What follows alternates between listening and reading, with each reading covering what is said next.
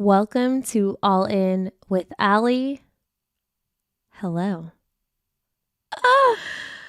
I'm back. I'm so happy right now. I am so freaking excited and happy to finally be speaking into a microphone for real and speaking here with you. I'm back, baby. Woo! It's been a minute. I have not, by the way, this was not planned.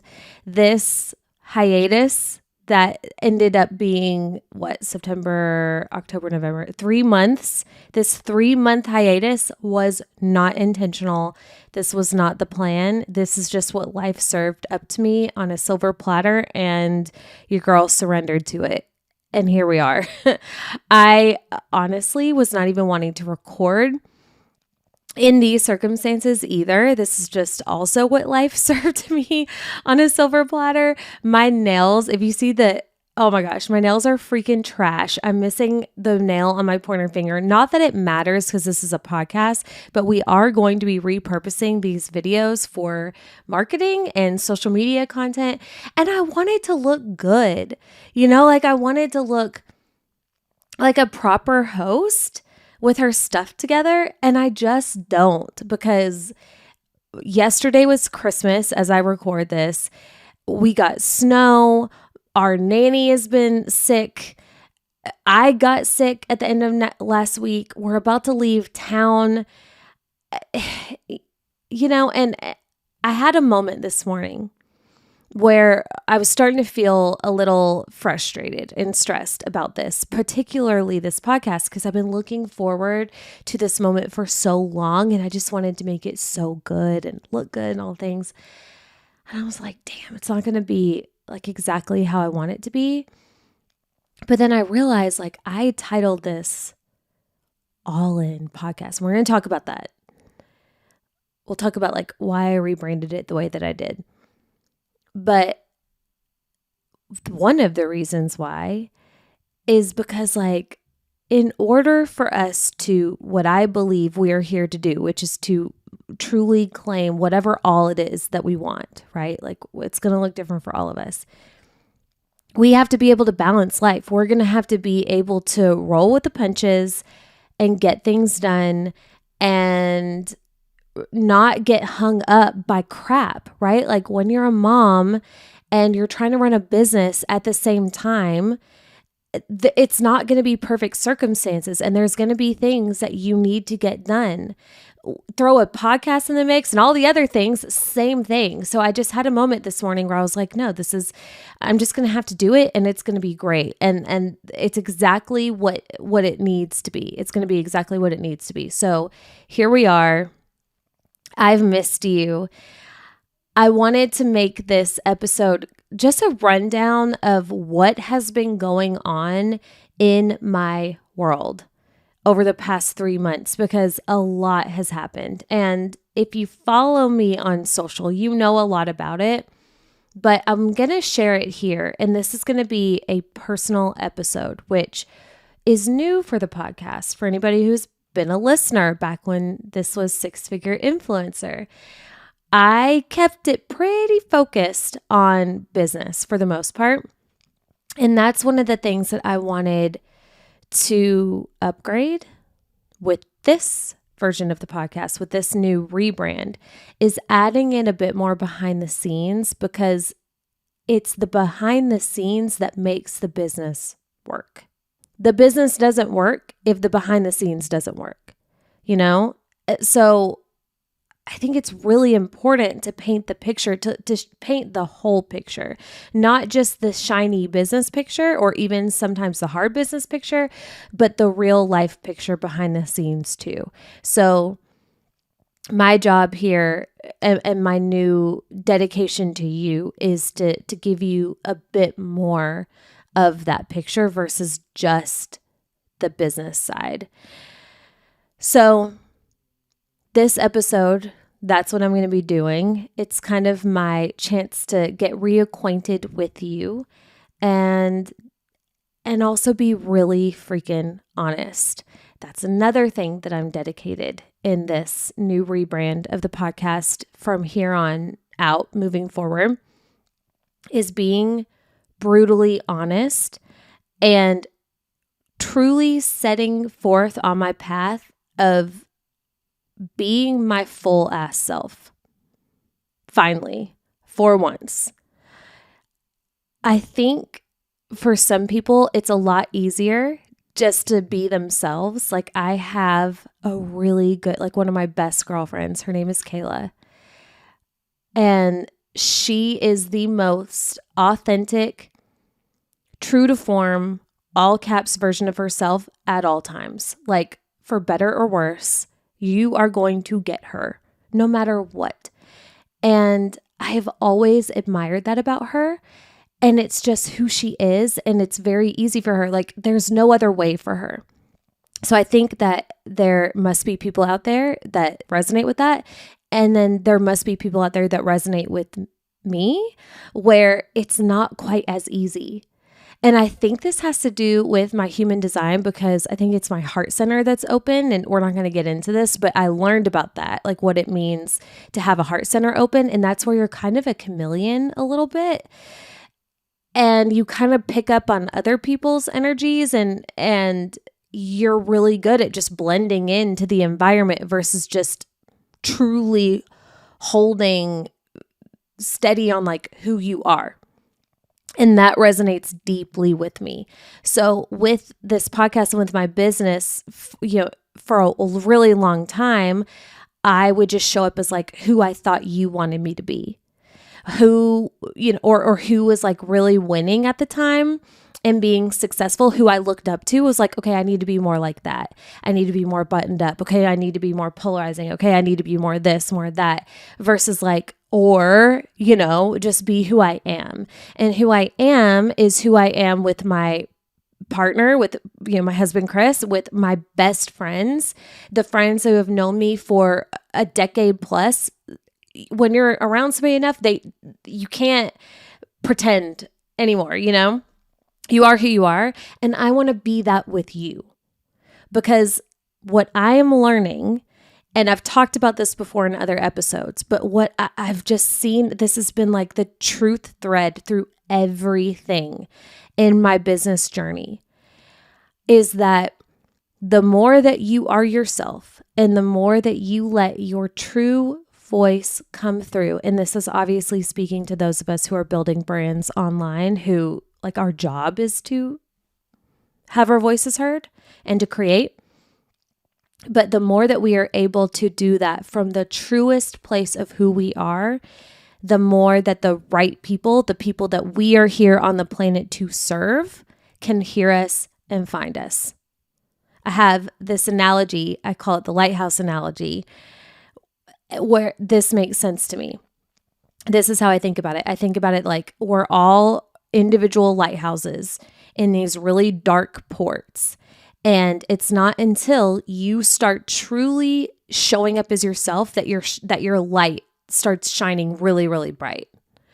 The more you are who you are, your light gets brighter and brighter and brighter. And then the people are the ships, right? The ships are the people, and they're floating past different harbors.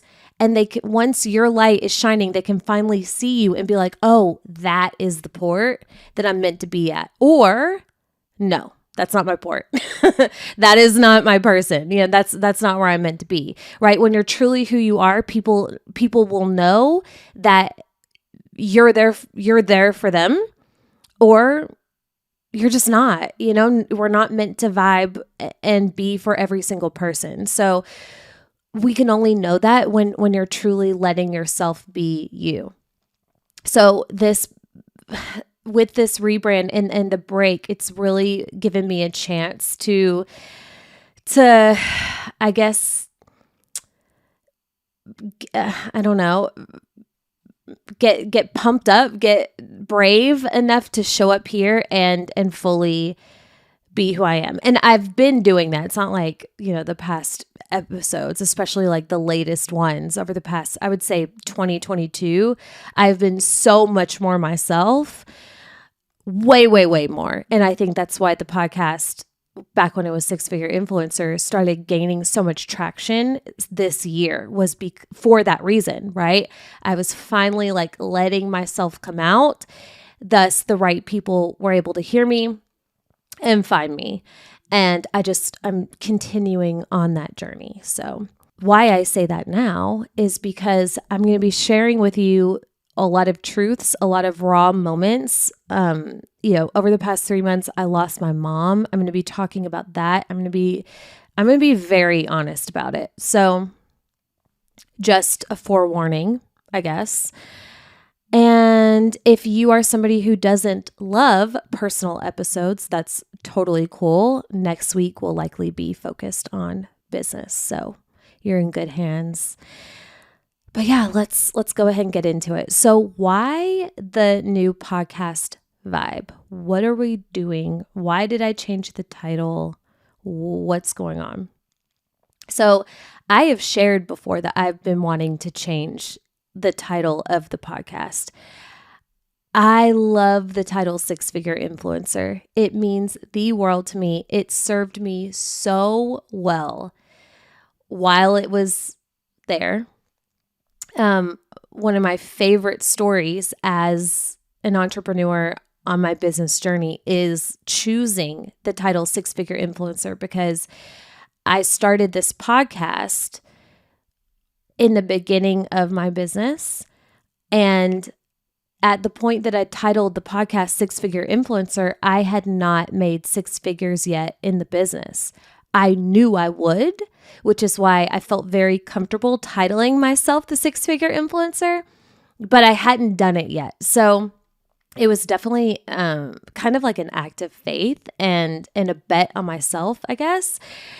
And that title served me really, really well. But over time, the title just wasn't as spot on. It wasn't, I don't know. It seemed like the more that time went, the more that I kind of discovered my own voice in podcasting and the type of episodes and content that I really like to talk about here, the more that I was able to discover that, the less that Six Figure Influencer made sense as the title.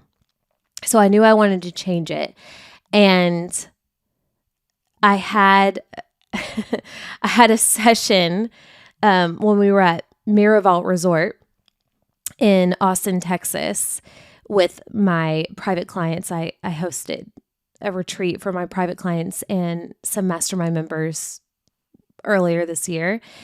And while I was there, I saw one of my favorite intuitives at Miraval, and we were having a conversation, and I asked her, I said, hey, I want to rebrand the podcast. Is there a specific time? Do you think, like, should I do it now? Should I wait? And she said, you absolutely should do it, but you will know when it's the right time. And as soon as she said that, I was like, of course. That might sound like a cop-out answer to you, but to me, as soon as she said it, I was like, yeah, obviously. And I knew exactly what that meant, because I have moments like that in life, but especially in business. Like whenever I started my podcast, I always knew prior to starting it that I would start one, but it wasn't the right time. And then all of a sudden it just was. Like one day I woke up and it was like, oh, we need to start the podcast like now. Like that was the feeling. It was like, no, the time is now. It was with every fiber of my being, I felt that. So I knew when it came to the rebrand and just refining what we're doing here, I would know when that would be. And after I had Rhett and lost my mom, and this turned into a 3-month hiatus, about midway through that, I said, okay, this is the perfect time. I'm just going to capitalize on this season, take care of myself, take care of my family, button up some things. And then when I return, it will be under that new title and the new brand. And here we are. So the title All In, there's 2 reasons why I titled it that. It's kind of like a two-pronged justification of why I chose that title. The first one is, and if you listen to we have a trailer now for the podcast, which is really cool. But if you listen to the trailer, I explain this, but I truly believe with everything in me that we are meant to have it all, to be, do, and have it all. That doesn't mean like literally it all. It means for each one of us, we have that best case scenario in our minds, right? And that's not even a good way to put it. We have like the dream life, the dream, the vision in our minds of what we actually want to do and who we actually want to be. I think that's a better way to put it. Who we want to be in this lifetime, right? So for some of us, that's to be an incredible hands-on mom. For some of us, that's, to get married and to experience that in our lifetime. For those of us listening, most of us listening, it's also to be an entrepreneur and a business owner and to run a team or just to do it solo. For some people, it's to travel the world. And right. So like we all have these different titles that we're like, I truly believe if we have the vision, if we have it on our heart as something like, man, I really want to do that. Like, I feel like that's something I really want. There's a reason why. And we can have it if you commit to it and if you actually go for it. If you believe that you can and you actually go for it. So I believe that we can do, be, and have it all if we go for it. So that's the first piece, right? All in is like all that we want. And that's going to look different for you. That's going to look different for me. That's going to look different for everybody. It's a very personal journey. So that's the first piece.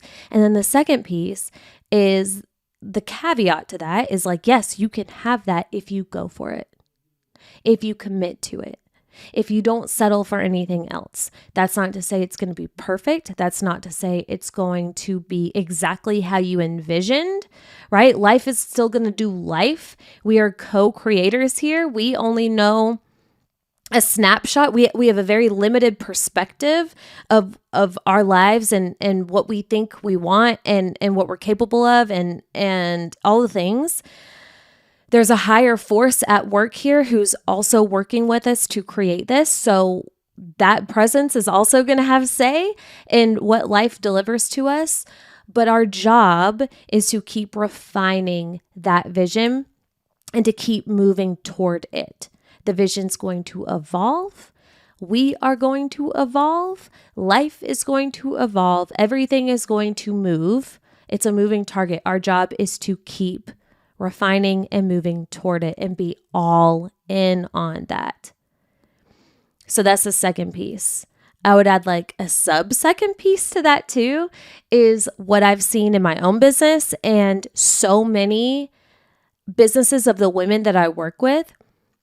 It's those of us that are most successful that treat our businesses as true businesses, as like the only option. We are all in. It's those of us who are all in, so to speak, on our businesses that get those insane results. You see a lot of other people who they have the vision, right? They want to make it work, but they also have that plan B. They also have the, okay, but if it doesn't work, I'll just do this, right? They have that life raft. And there's something about that life raft that, I don't know, just makes it to where it's not all in. And in my experience, it's those people that kind of have their 1 foot in, 1 foot out vibe that don't really quite get the same level of results. Something about their energy and their approach, it affects everything, Like, and another way that I think about this is with relationships. If anybody has ever been in a relationship with a dude who isn't all in on you, you know what that feels like. The guy who also has other options and who kind of treats you like an option, it's not going to be good. Like that relationship, it's not going to last. If you have other options in a relationship, it's not going to last. It's only when there's no other options. And obviously everybody has different relationships and, I'm not saying like they're polyamorous relationships. I think, is that the word? You get what I'm saying? Where like you're both cool with multiple partners. That's not what I'm talking about. But like monogamous couples who want a monogamous situation, when the other partner isn't all in on you, you know it. And it's not going to work. Like that's not going to end well. That's the way that I think about it in business too. It's just something about the vibe. It doesn't produce the same, it's not at the same frequency as those results, the results that you want, the big next level results of, whatever that looks like, consistent 10K months, 20K, 50K, 6-figure months. All of that is at the frequency of somebody who is truly dedicated to what they're doing. So that's another reason why I titled this the All In Podcast, because this is for those of us who were in it to win, no matter what. We understand that life's going to do life, and we're just here to ride the waves, and we're committed regardless of what life gives to us. So that's the new vibe. Like I said, we're still going to be talking about business. This is going to be very, very, very, very, very similar to 6-Figure Influencer, with the addition of a few more personal behind the scenes elements. So that's the new vibe, and that's why. Now, what have I been up to? Let's talk about that behind the scenes piece real quick. So where I left you last, I was about to have a baby. I was very, very pregnant. I think the last episode that I posted went live on, it was the week that I had my baby. And where I left you last, I did not know the gender of that baby. We now know the gender, considering the baby's 3 months old. And it was very exciting. I was 38 weeks pregnant, the last episode that posted. Did not know the gender. The Friday of that week, I went in for a routine, the routine 38-week checkup. I was feeling fine. Everything was normal. And they were checking the baby's heart rate, as they do, and noticed that it was a little elevated. So they sent me in for a is it stress test or non-stress test? I can never remember. They strapped me to a bunch of monitors, and they continued to monitor the baby's heart rate. And it was just doing all kinds of crazy stuff. It would like get really elevated, and then it would kind of drop down, be like past the normal range, and then would go back to normal and then back elevated. And it just kept doing that. So my doctor came in and she was like, look, honestly, at this point, I would much rather the baby out of you than in you. So if there is an issue, we can see, versus sending you home. So they induced me, and I had nothing ready. I was not even close to prepared. I was waiting for the nesting urge to kick in, because I remember very clearly with Cruz, that nesting urge, it kicked in, and it was like, okay, now we do all the things. We finish the room, we fold and clean all the laundry, and we get the bag together and all of that. But like, it never came until, I kid you not, the day before they induced me. I finally got the nesting urge.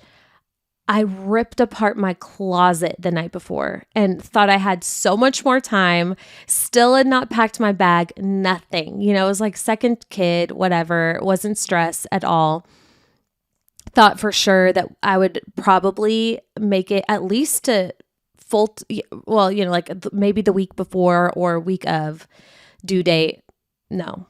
They induced me. I had to call Chris. I had to send him my list. I at least had a list of what I wanted to pack in my hospital bag. I had to send him the list, and he did pretty good. And he brought that, and Rhett was with us the following morning at 5:10 a.m. He was born on September 10th on a full moon. Fun fact, Cruz was also born on a full moon, which is really cool. And Rhett is a boy. Rhett Robert Ronald Reeves is what we named him. Rhett because we just really like the name. Robert after my dad, Ronald after Chris's dad, and he is everything.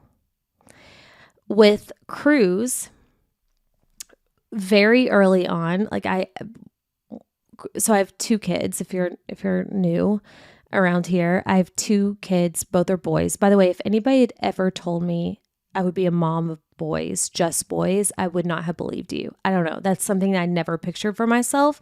And here I am. And so far, so good. And I'm kind of loving it. But it's crazy to me. Still to this day, I'm like, oh my God. I have kids, plural, and they're boys. It's just the craziest thing to me. But with Cruz, that was my first baby. And very early on, his energy he made it very known who he was. And I didn't know that at the time, but in hindsight, I'm like, wow, like early on as a baby, he was showing us exactly who he was, like what his energy was. And it has been consistent ever since. Like super early on, Cruz was super independent, super stubborn. Oh man, he was so stubborn. He was full of energy. He was just like bouncing off the walls at all times. And that's just who he is in the best way. He's just a wild, wild little boy in the best way. Doesn't really like to snuggle. He cannot be stopped. He cannot be tamed. He's just Cruz. So in hindsight, again, that's just who he was always, like even as an infant, which is so weird to say, but it's so true. And with Rhett, he so far is serving us very the opposite. And I'm very thankful. He is calm. He's sweet, which Cruz is very sweet too, but like sweet, just like snuggly. It's just different. The energy is just different. And I'm really, really excited about that because I feel like I have a really nice balance of the two. So that's what we have going on over here. I have two boys, Cruz and Rhett, and it is insane. I don't know what life is anymore. It's just, I'm still coming to terms with this new normal. And, and that's another piece here too, that's been happening over the past 3 months is, new mom life. Like Rhett is 3 months old, 3.5 months old at this point. And sleep is a little bit better. It's not perfect, but after I had him, I was planning on taking about a month off, which is exactly what I did. And I was hoping to have a little bit more time to get him on a schedule, but life happened at the end of that time, which we'll get to. And so by the time that I was back to work, which I had a lot of work to get back to, which we'll also talk about because I made some big mistakes that I will not be making again. All I could handle was taking care of myself and my boys and my business. Like there was no room for podcasting. So it honestly was such a nice break, but it's been quite the transition. And as somebody who's used to like go all the time, I'm a Manny Gen. I'm just used to producing a high level amount. I'm used to producing at a high level, and it's not the season for that. So the lesson of this season has been surrender, which I'm the worst. Okay, I'm not going to say that. I'm getting better at. It has been hard. It's been so hard. But we're okay. We're making it. So Rhett came, right? September 10th. Now, let's talk about my mom. So backstory, my mom, Kay, she was diagnosed with cancer last year in 2021. And she was diagnosed in the late spring of summer 2021. And when she was diagnosed with cancer, which essentially was like, it was in her lady parts, like fallopian tubes and, so that area, obviously she wanted to, not obviously, but she wanted to pursue treatment. And the best treatment that we knew at the time was in Nashville. And I live in Mount Juliet, which is outside of Nashville. She lived, because she's dead now. Okay, here's something that you need to know. I deal with traumatic situations with humor, which is a trauma response. I understand and I need therapy. Okay, but that's just how I deal and it makes me feel better. So if you don't like that, I'm sorry, but it makes me feel better. She lived in Crossville, which is 2.5 hours outside of Nashville. So we moved my mom in with us. Okay, we were like, look, we want you to get treatment. Come live with us and you'll get chemo and the things. So she did. And another piece of backstory about me and my mom is we have an interesting relationship. I love her with all of my heart. She is my mom. And we just had kind of a strained dynamic for a myriad of reasons, though those of which I'm not going to get into here because it is personal. But like when we would get together, it was like one of those things where I would revert right back to like the little girl. In weird ways, like it was so strange. I like couldn't hold my power. It was so weird. But we also had like a reverse dynamic where like I was the parent and she was the child. And it's been like that for years, which was one of the biggest reasons why our relationship was so strained, because of that dynamic, which I really didn't want to be that way, but it just was what it was. So when we agreed for her to move in with us, I knew it was going to be interesting. And it was us rolling the dice, but I was like, dude, it's my mom. Like, of course, we're going to do everything we can for her to get treated. So she moved in with us. She lived with us from, I think she moved in June, and she moved out the following January or February.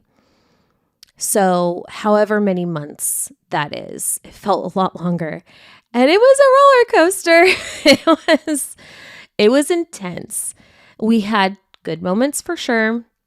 And we had a lot of rocky moments. Just again, like, having a young kid and growing a business and then having your mom with you, it was just a lot. On top of that, like our relationship was kind of strained. It was a lot. But either way, she got her full treatment of chemo. And at the end of chemo, she got the all clear. She got tested again. Her levels were fantastic. Basically, the cancer was gone. And it was so cool. We were so thankful. It was all beyond worth it, and I was, obviously super happy about that. So she gets it all clear and she goes back home. Now, mom was supposed to come back for some appointments, like housekeeping and making sure that levels were still maintaining. And I think she was supposed to also like be on a medication. Well, I guess like something happened with her insurance and she just never came back. She never went to another doctor appointment, never got this medication. And it was one of those things that like I knew and I mentioned a couple times. And then finally I was like, I'm not her mom, like she is a, like the mantra that I had for her forever was like, I'm not her mom. I am the daughter, like let it go. She's an adult. So she just didn't come back and, she was living her life and I was like, cool. You know what? Like, and on another hand, and I talked to one of my neighbors is a cancer survivor. And I talked to her about this and she brought up a really good point. She was like, Allie, it's really traumatizing. Like when you get diagnosed with cancer and then you go through all of that treatment and you have to go that many times and you get sick and you lose all your hair and, and like the fear that comes with all of that too. And like, what if it doesn't work? She said it's really traumatizing. And she said, when I got done with that, like I didn't want to step foot into a doctor's office. I didn't want to, like anytime I would have to go back, I would have like full blown panic attacks. And that really helped me understand why my mom was so avoidant. And I'm really grateful for that perspective. But yeah, she avoided it. Let me tell you that. And it's unfortunate that she did because, well, let me just share this with you. So after mom moved out, because we had had so much time with each other, so much quality time, we didn't talk for a while. We're like, okay, let's take a little breaksies. You do you, I'm going to do me. And, we would talk like here and there, of course, and saw each other a couple of things, but like we kept our distance for a while, and life was just busy and I was pregnant and like business this year from January to right up to September was right up to having a baby was the best it's ever been. I mean, like next level, busy in the best way, just like incredible. So I was very focused on that. And then summer came around and I'm getting more and more pregnant. And I kind of realized like, okay, I haven't seen my mom in a while. I miss her. I want to I feel like we need to reconnect, like something on my heart. And now in hindsight, I understand why I was having this feeling. And I'm so thankful that I paid attention. But I was having this feeling of like, I need to like reconnect with my mom somehow. If there's any kind of funk, we need to iron out the funk. So I had that on my heart. And then in July, I had the big 6-figure month. My first 6-figure month. I had worked so hard for, I had worked so long for, and it finally happened. And I've shared this story before, but I'm going to share it again. But a brief version. But at the end, I wanted to celebrate, right? I was like, how do I anchor in this moment? I've always, I've wanted this since I knew it was even available for me to create, was a 6-figure month, and it just happened. How do I want to celebrate? And I decided I wanted to buy myself a Cartier love bracelet because I've wanted it since I was a little girl because of my mom, because she was the one who ever first told me about Cartier love bracelet, like back when I was a little girl, literally making paper dolls. I remember having this conversation and I was like, I think I'm going to buy myself this bracelet, but I went to order it and I was like, wait, I want like the experience. And then I realized, wait, the whole reason why I even want this thing is because of my mom. So what if me and my mom go take a trip together and make this a whole experience? So that's exactly what I decided to do. And it was great timing because I was like, I've been wanting to do something with my mom to like reconnect anyway. So, and it's just, y'all, it's so crazy how life happens and like the timing and how beautifully this all transpired. Okay. So first and foremost, okay, I was so pregnant. When I decided to do this, I was like 30 weeks pregnant. I was coming up really, really close to the limit when they don't want you to fly anymore. I think they don't, I can't remember when that limit is now, but I was getting really close. I think I was past 30 weeks pregnant. So I was getting close to the point where like, they don't want you to fly. So I decided, okay, I want to do this thing, but we're going to have to fly. And the only places that there are Cartier stores in the United States is Atlanta, New York, Dallas. I think there's one in California, possibly one in Miami. And my first instinct was New York. I was like, that would be really cool. We could go to New York and make it just like a day trip, go to Cartier, get our bracelets, fly back home like after a day and spend like a day and a night in New York. And that could be really, really fun. But I was so pregnant that didn't quite feel right to me. Something about, because I've only been to New York one time. I wouldn't know how to navigate New York on a good day, let alone 100 months pregnant, let alone with my mom, who definitely wouldn't be able to navigate the area.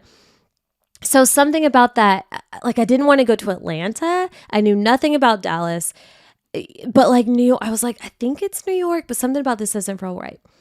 So as I'm like working through this in my mind, I had a call with one of my private clients, Jana, at the time. And we get on a call and we were talking about my 6-figure month because she was just wanting to hear, the behind the scenes of how it happened. And she asked me how I wanted to celebrate. And I was like, you know what? It's so funny you ask because this is what I want to do, and I gave her the spiel just like I gave you. And I was like, but like, maybe we go to New York. I don't know. She was like, no. And this is so crazy how this happened. She looked me dead in my eyes. She didn't miss a beat. She said, no, you need to go to Dallas. And I was like, what do you mean? And so she used to live, I think, in the Dallas area, or in Dallas, actually, I think. And she was like, you need to go to Dallas. You could fly into Dallas Love Field and you need to go to Highland Park. It's a shopping area and it's like the most exquisite shopping you've ever seen.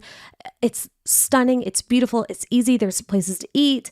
It's an easy nonstop flight, Southwest, da da da da. I mean, just like I teed her up for this and she knocked it out of the park, like didn't miss a beat. And then it just like with everything in my soul, it was like, that's it. That is the missing link that I'm looking for. I'm meant to do this Cartier thing, but not in New York. I'm meant to do it in Dallas. So as soon as I got off the call with her, I looked it up. I looked up Highland Park, which holy crap, amazing. And I was like, okay, this is it. Now, this is not something that I usually do. Like, I don't just like decide to take overnight trips and just like up and leave, especially super pregnant. So I didn't know how Chris would feel about it. And also, this is the first time that he's hearing about me wanting to buy not one Cartier lead bracelet, but 2. So this was kind of a lot to like unpack with him, but he like walked into my office and I was like, look, I need to tell you what I'm thinking. I'm wanting to do something. Here's what I'm wanting to do. Tell me how you feel about it. And I told him and he looked at me. He was like, you got to do it. That's awesome. I was like, really? And he's always supportive, but like, I thought for sure he'd be like, can't you just order it? Like, you're really pregnant and you want to do that with your mom but he was like, no, he was like, I think that would be really nice for you and your mom to do. You guys need that. And I said, yeah, we do need that. So I called mom and I told, and I wanted to keep it a surprise. I decided that I wanted this to be a surprise for her. Okay. So another piece of backstory on mom is she had very, very little. And it's been like that since I was a kid. And so like Cartier, love bracelet, like that's never in a million years would she ever expect this or like even think to want it because it just wouldn't be in the realm of possibility in her mind. Okay. So I got really excited. I was like, I want this to be a surprise for her. So what I did was I called her up and I was like, hey, I need to go to Dallas, a really quick trip for a day. We're like literally fly out, spend the day, spend the night, and then come back the next day. And I was curious if you wanted to go with me. And I could tell she was kind of surprised. She was like, really? And I was like, yeah. Do you want to go? It could be fun. We could like do a little bit of shopping and, make it like a fun little nice short trip. And she was like, I would love to. Yeah, that sounds great. And I could tell she was so excited. So I was like, yes. And now I'm getting so freaking excited, right? So I booked us this room at the Rosewood Mansion in Dallas. And if you go look it up, it is stunning. It has like a Spanish vibe to it. It's immaculately designed. It was so beautiful, 5-star, like next level. So I booked us a room there. I booked our flight and I booked the appointment at Cartier. You literally have to have an appointment to shop there. So I booked us an appointment and we're good to go. And it was the end of August that me and Mom, and I realize this is a lot of backstory, but it's going to make sense here in a minute. It was the end of August that me and Mom took this trip to Dallas. And again, she had no idea. I told her that it was like this work thing. And then eventually I just had to tell her it was a surprise because once we got there, it was like very clear I wasn't working. We were like going to go get our nails done and eat and go shopping at Highland Park. And she was like, what is going on? I was like, okay, it's a surprise. Just calm down. So we go, we get there. It was so easy. It was so like everything just worked perfectly. We get to the hotel. We have this beautiful meal at the hotel. I needed a ride to Highland Park, and I thought that maybe they had like a car or something who could give us a ride. And they were like, actually, you could borrow our Lexus. And I was like, what? They're like, yeah, you could borrow it for up to 4 hours. But it was like 11 a.m. when we were there, and I needed it till probably that evening. And I was like, yeah, but I'm going to need it all day. They're like, oh, well, you can have it all day. So they just like handed me the keys to their property Lexus, and we hopped in and we went and we got our nails done and went to Highland Park, and we had like 3 hours to walk around and eat and shop until our appointment. And Highland Park, it's every luxury store you can imagine. Tom Ford, Prada, Chanel, Cartier, every single thing, Hermes, just dozens and dozens of the highest luxury brands that there is at Highland Park. They had a Rolex store. They had, what's the big one with all I think Harry Winston with the diamonds.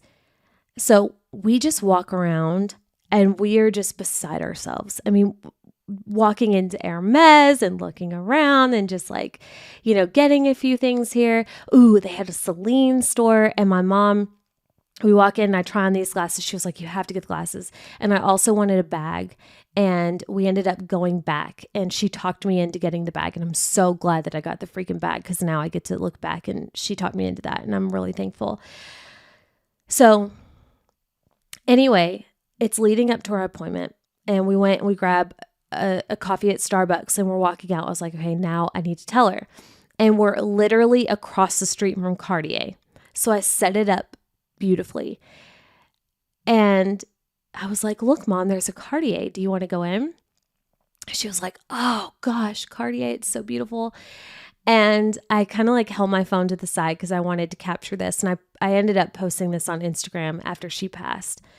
But I set it up and I was like, Mom, do you remember a long time ago, you told me about Cartier, about some sort of bracelet that was, whatever. And she was like, yeah, oh yeah, I remember that.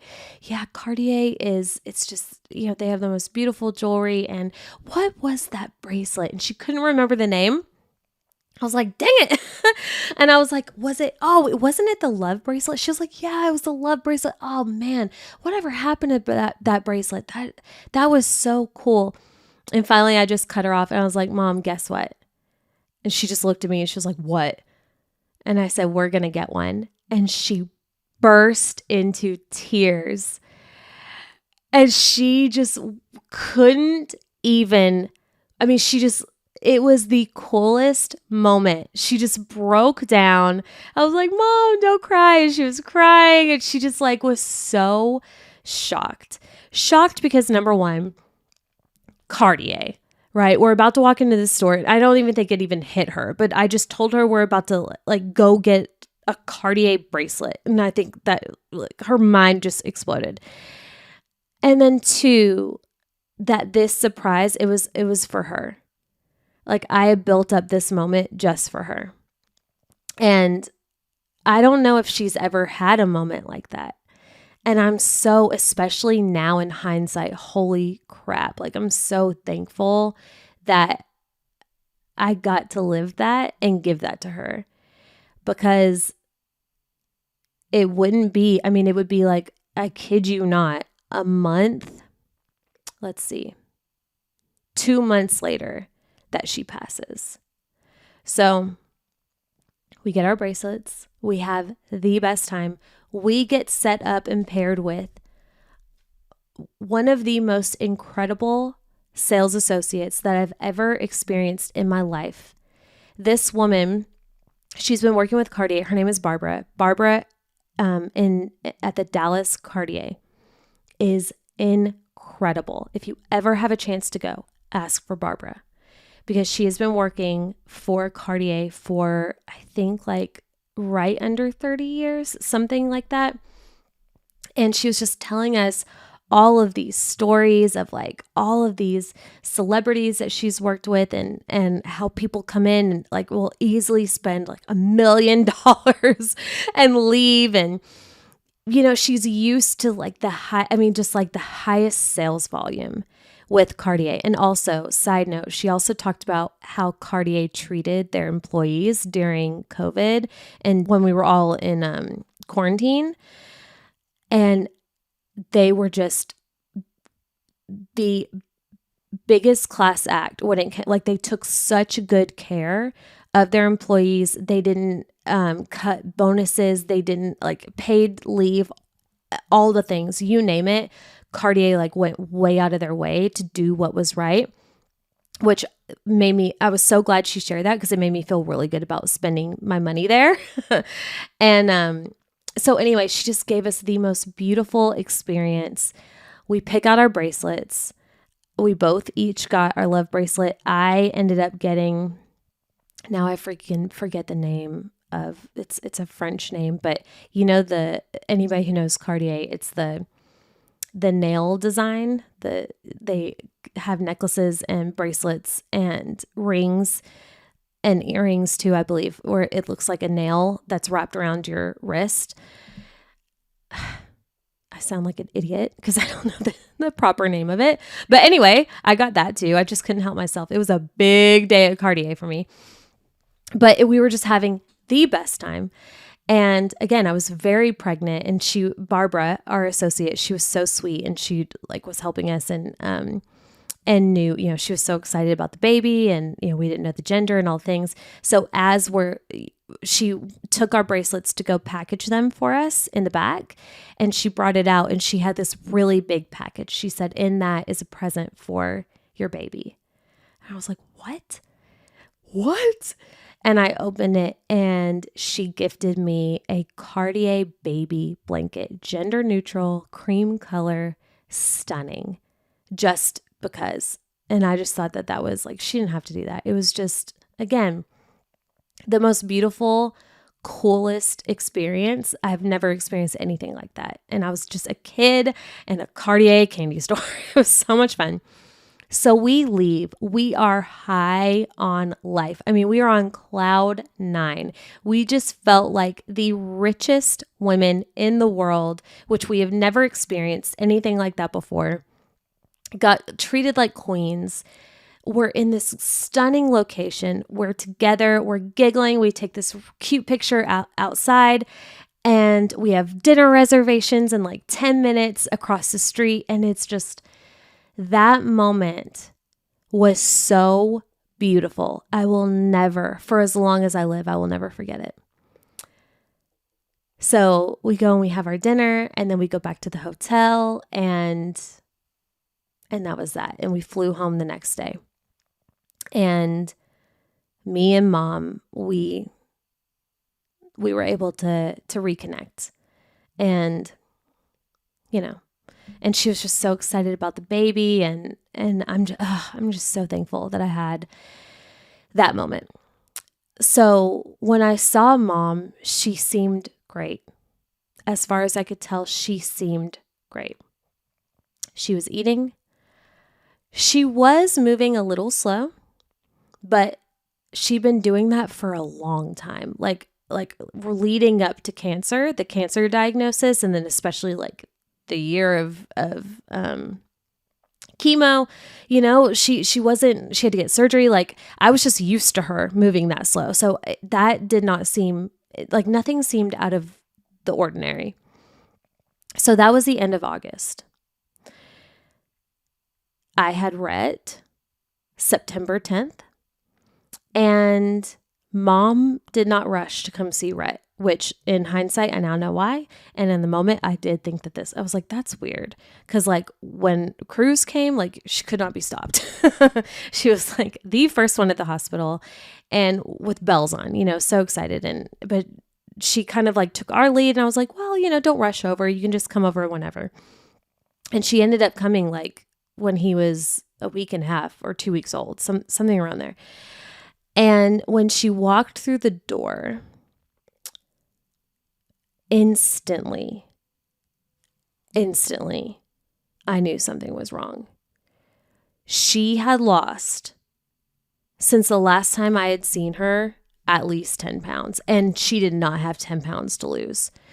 She already was very, very thin whenever I saw her, but like it was I know my mom and her weight, and it was like a healthy, very thin.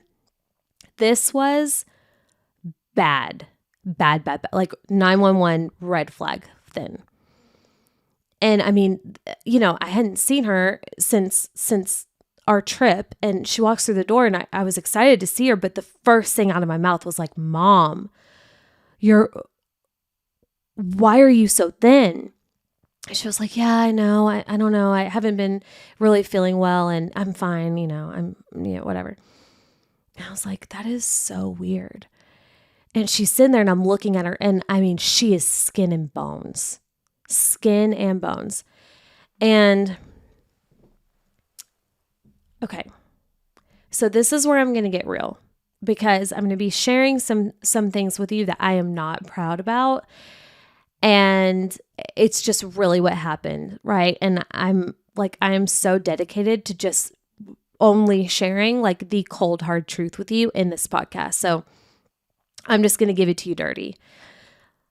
But she was there, and from my perspective, she was there to help us with Rhett. And I needed the help. I was not sleeping. I was really looking forward to her spending time with him, and also like getting some time myself. And that did not happen. And again, hindsight's everything. I understand now that she was dying, but I did not know that at the time, because I've seen my mom, even prior to cancer, so something that she would not mind me sharing here on this podcast is she was an alcoholic for most of my life. And she ended up being, I think, was it 6 or 7 years sober when she died? But like, so I had seen her in some pretty extreme health situations, just in general. Like it really, I mean, there was always, especially the past year, always something going on. So I was just kind of used to her not being fully herself. But I didn't realize it was as bad as it was. I saw how thin she was. But I didn't realize until a little bit later. So she's there, and like I'm expecting her to kind of like step in and help. And she's not feeling great. She makes it very clear she's not feeling well. So she goes up to her room in our house, and she stays there. She has not come down. She stayed there like that whole first night. It was the next day I got up to like do some work stuff, And it was like 3 p.m. She had not come out. And I was like, what the? And I'm getting pissed. I'm like, what the hell? Wait a second. Like, you come over to sleep. What is happening here?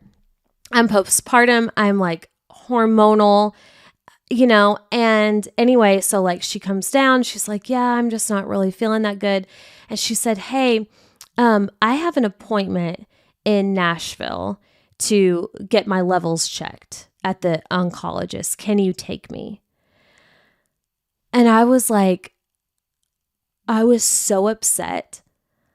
I was just like, what do you mean? So my mom doesn't have a car. She got dropped off I actually hired a driver to bring her to the house to get her there.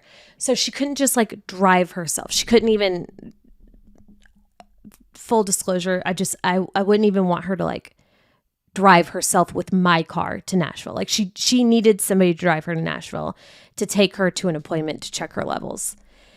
And I was so pissed about it. And I was like, this was a week. Okay. I was a week from having Rhett. That's what it was.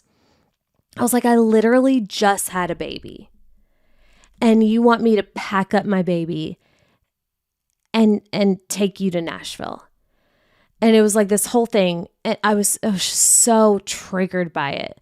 And I was like, yeah, Mom, of course, I'm going to take you to Nashville. Okay. So begrudgingly, being like a freaking brat about it, I take her into Nashville to see the oncologist and I drop her off.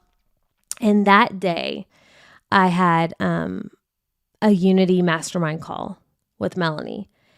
And I usually don't ask a lot of questions in there, but that day I was like, I really need support. Like, I don't know what to do. Because I knew for a fact that I knew her cancer was back. Every fiber in my being, I was like, she has not been to the doctor, not one time. Now, like, she's clearly ill. I know she's sick again. I just know it. So I knew that like we were about to get a report back that the cancer was back and she would need to move in with us. And I just had this baby and I am not well. I am not well. So I asked Melanie if I could ask her advice on the situation. And I'm sitting, okay, let me just paint the picture. I'm sitting in a Starbucks parking lot. Rhett is barely a week old, sleeping. I'm I'm a mess. I'm frustrated. I'm exhausted. I'm also concerned for my mom and I'm frustrated with my mom. And I open my mouth to speak and I just sob. I just, like in front of all of the women in the mastermind, I just sob. And I'm like, I'm so frustrated. And I tell them what's going on. I was like, Melanie, if she has to move in with us, I don't know what to say. Like, I can't do this again. I can't do it again. I don't have it in me. Not right now. I don't have it in me. I don't know what to say to her. And Melanie gave me like the most beautiful sound advice per usual. And I collect myself and she was like, you have to talk to your mom. I was like, I know. I have to have like an honest conversation with where I'm at. So I go and I pick her up and we don't have the results yet. But I was like, Mom, I need to talk to you. She was like, please, not right now. And I know now is because she was also exhausted and not well. I was like, no, we need to have this conversation now. I was like, look,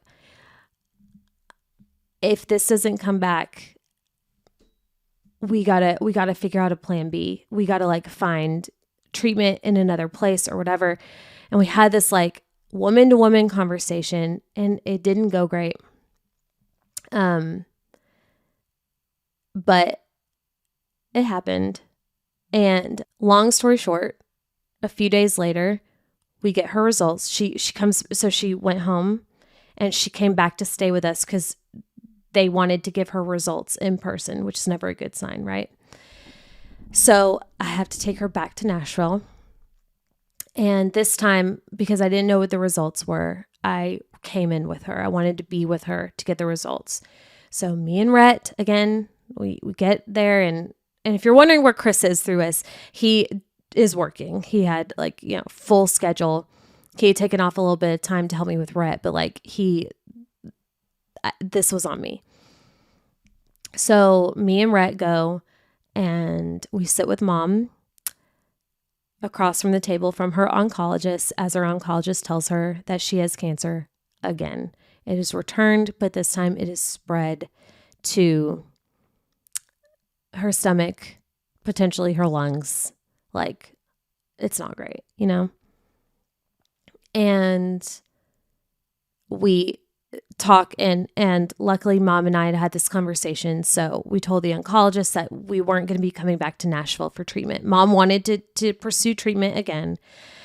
And the oncologist was like, great. Well, you live in Crossville. Cool. There's an oncologist there.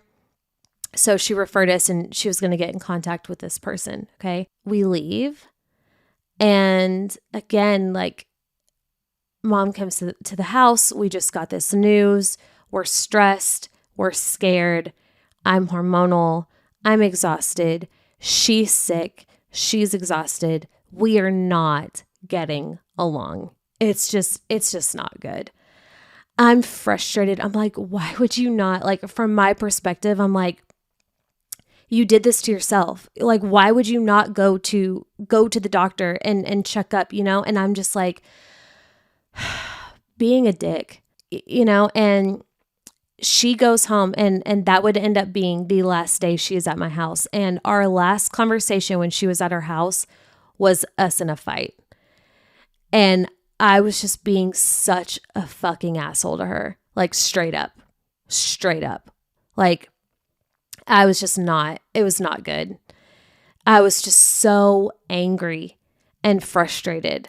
And I was like, here we go again. And I didn't say that to her, but like, I was just so upset. And on top of that, like, again, I was like wanting her to help and she couldn't. And now I know why. Like, she was dying at my house and I didn't realize how bad it was.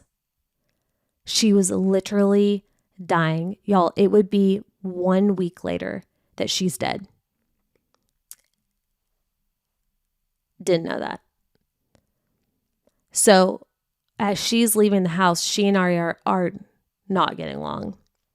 And my stepdad comes and picks her up and takes her back home. And within days, she's at the hospital because it progressed again so fast. So she had lost all that weight because since the cancer had spread, she wasn't able to eat and had like zero desire to eat. And then eventually got to the point where she couldn't keep anything down. Like, while she was with me, I made her eat to the best of my ability. But then eventually she couldn't even keep that down. She couldn't keep water down. Like, that's what wound her up in the hospital. And then from there, it was just like one thing happened after another. She got pneumonia, which got fluid in her lungs, which she was too weak, and everything just started shutting down. So that on a Tuesday, she got admitted to the hospital on Monday. I was there Tuesday, Wednesday, Thursday, each day, driving over to see her with Rhett. And I would just like put him in the car and I would go back and forth. And then on Friday, we held her hand as she transitioned. In shock. Like, in shock that just happened. It was just, I don't know. You just never... She was sick, and I knew, like, part of me, I think in my heart, was telling me that it was coming. But again, we had so many moments of drama prior, so many moments prior where I thought I was losing her that I didn't think that this was the time either, until it was the time, until it was clear that this is happening and there's no going back. And it came like a freaking hurricane, just so fast. It made all of our heads spin. So we're just like, whoa, what just happened? What just happened? But the silver lining, I guess, out of all of this, and I'll tell you why I'm sharing this with you, besides the fact that this is a personal episode and this is what I've been up to, but I'll tell you in a minute. But the silver lining was that when she was in the hospital that first day that I came, she was conscious. She was talking. She was in good spirits for the most part, besides not feeling good at all. And I was able to apologize to her and share with her how much I love her and that I wasn't going anywhere and I would be back tomorrow and she didn't need to worry and all the things. And she understood that before I left. She understood that. And I didn't realize that that would be the last time that I would actually get to talk to her while she was conscious. So every time that I came back, the days after that, she was inundated and hooked up to tubes and unconscious. But I think she could hear me, and I continued to obviously continue to talk with her. And on our last final day, her brother had came in from Maine. All of her kids were there. Her husband, my stepdad, was there. Like everybody and her best friend since kids had flown in from California to be there. All of us made it just in time on that last day to stand around her and hold her hand and kiss her goodbye and stand there in honor while she let go. And I've never experienced anything like that before. I don't know how I'm not crying right now. This is like, I thought for sure I'd be like breaking down sharing the story, but Christmas Eve, I was wildly emotional because of the holidays and she was with us last Christmas and this Christmas she wasn't. And that was like Christmas Eve, I was struggling. So I think that was my big sodium purge and now I'm good. So I think it's probably for the better, but that happened. And I share this with you. I wanted to share that story with you because it's real life. It's what really happened. Also, I have regret. I have some serious regret about the last real time that I had with Mom. And in the moment, I knew I would.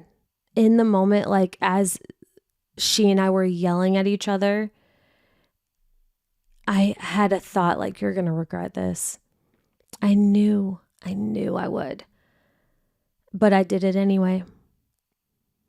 And yes, I can look back on my situation and give myself grace and say things like, you were hormonal, you were exhausted, you just had a baby, your mom's dying. Like, of course, emotions were high and, don't judge yourself. And yeah, okay, yes, all of that's true.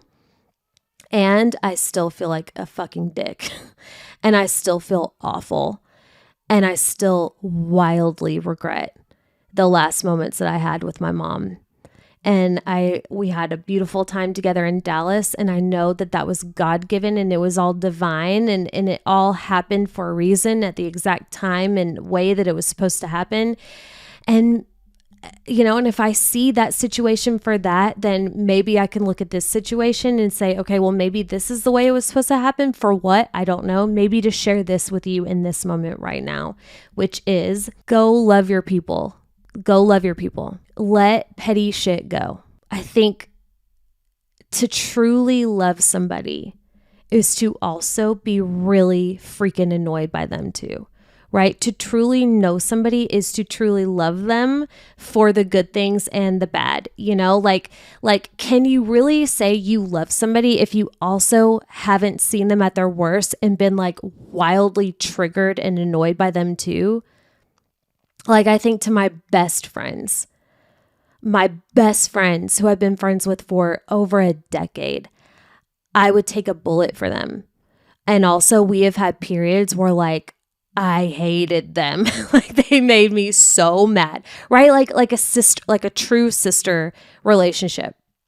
That's how me and my sister also feel. And that was a dynamic with me and my mom too.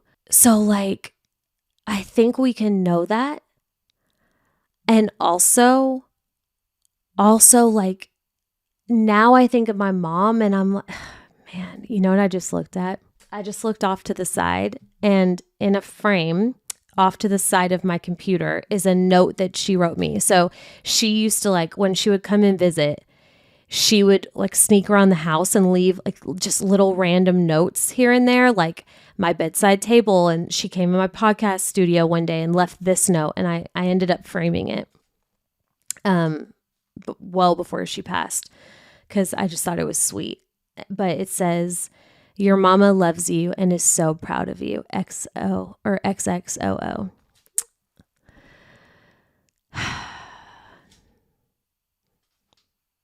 So there's that. Hold it together.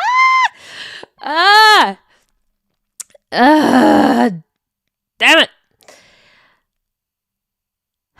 So why am I sharing this with you? I'm sharing this with you because I don't want you to feel how I feel right now and regret it. Like we're all going to fight, right? We're all going to say crap.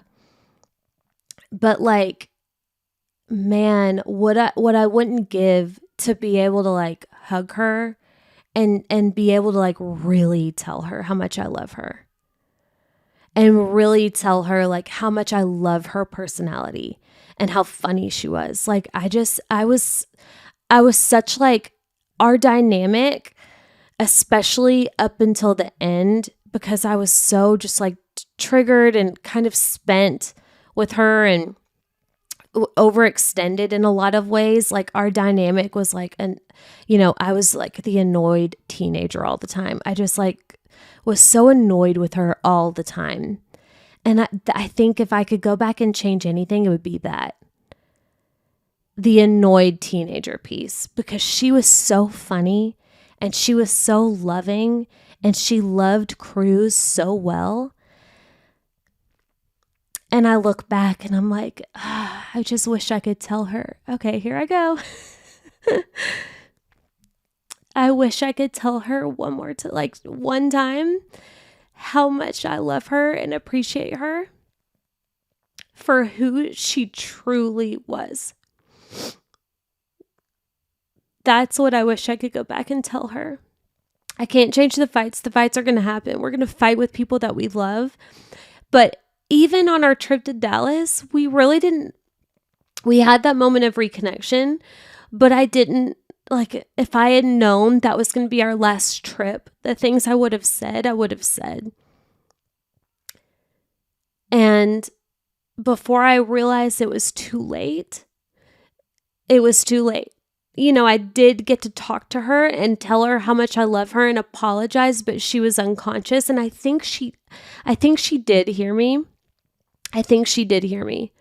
But I don't know for sure. And I know she can hear me now. And I know where she is now. I know she's so much better off. And she never held a grudge with me. I'm her kid. And I know she loved me she didn't care. She doesn't care about how annoyed I got at her, but still, I care. And I want to share this with you because, like, if there's anybody in your life that you haven't, like, really told how much you love and what you love about them, just do it. Shock them. Even if it's weird. Even if you make it weird, just make it weird. Make it weird. You will never regret that because I'll never get over that regret. I will never get over that regret. But maybe that's why I have this podcast, is to share that so that you don't have to experience that too. Okay, let me get myself together. I'm back. Thank you for your patience. I know this has been a long one and I'm going to wrap this up, but that happened. So I had Rhett, and then a month later, almost exactly a month and 4 days later, I lost mom. But I'm so thankful that she at least got to hold Rhett one time. Another regret I have is I didn't have a chance to get a picture of her and Rhett. I don't have one picture of her and Rhett because I didn't think that'd be the last time she was holding him. And here we are. So what can you do? Anyway, after we laid mom to rest, I dove right back into work because it was time to, and because I needed it. And my clients are the most amazing people in the world. They're like, are you sure? Like, take another week, don't you? Because I think it was, I kid you not, like the week after the funeral, I went back to work. And everybody was like, don't you need more time? But the truth is like, and it ended up being the best thing that I could have done for myself, because I needed to move. Like I needed my mind to focus on things that really lit me up to like help me and to get me out of the funk that I was in. And it was so good for me. It was the medicine that I needed, was getting back into work and getting in front of my mastermind again and creating content again. And I even created programs, and it's been a busy fall and winter, like busy, busy, busy. One thing I regret, another regret that I had, well, no. Let me back up, is absolutely not a regret. A lesson that I have learned is, I overbooked myself like you wouldn't even believe. So leading up to having Rhett, I didn't know how long I didn't know what was, first of all, I didn't know mom was going to pass and that was going to happen. And I didn't know a lot of things. So I booked a lot of calls. I sold a lot of intensives and a program called Elite 8, which required individual calls for 8 weeks with multiple women, in addition to my regular client load. So like when I came back to work, when I tell you, it was like 0 to 100 up until this moment, from mid-October when I got back to work until now, which is the 26th of December. Actually, my last day working was the 23rd. So from mid-October till December 23rd, I was hustling. It was so intense. I had so many calls. I had so much, quote, work to do. And it ended up being really good for me, but it also taught me such a valuable lesson, which was, that is not the vibe. Like there is a season for that. There are seasons where you are going to sell a lot of your time, and that's just part of it and what you need to do in that season.